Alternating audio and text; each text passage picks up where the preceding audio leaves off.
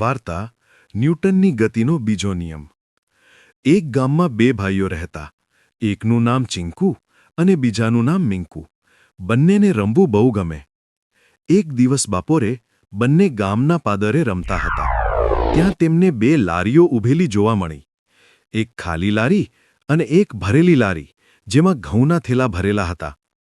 ચિંકુ બોલ્યો, મિંકુ, ચાલ આજે એક રમત રમીએ કે કોણ લારી વધારે ઝડપથી આગળ ધકેલી શકે. પહેલા ચિંકુ ખાલી લારીને ધકેલે છે. લારી હળવી હતી એટલે એક જ ધક્કામાં ઝટપટ દોડી ગઈ. ચિંકુ ખુશ થઈને બોલ્યો, વાહ, જુઓ મારી લારી કેટલી ઝડપથી દોડી ગઈ. પછી મિંકુએ ભરેલી લારી ધકેલી.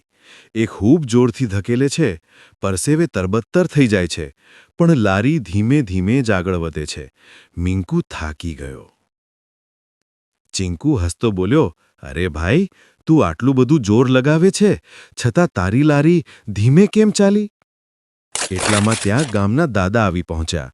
દાદા હસીને બોલ્યા, બાળકો, આજ તો છે ન્યૂટનની ગતિનો બીજો નિયમ.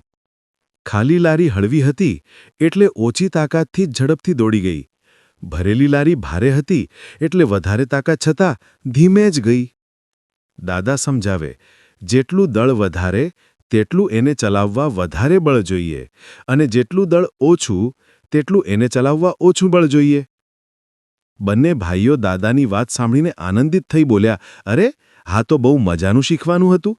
હવે ન્યૂટનની ગતિનો બીજો નિયમ ક્યારેય નહીં ભૂલાય.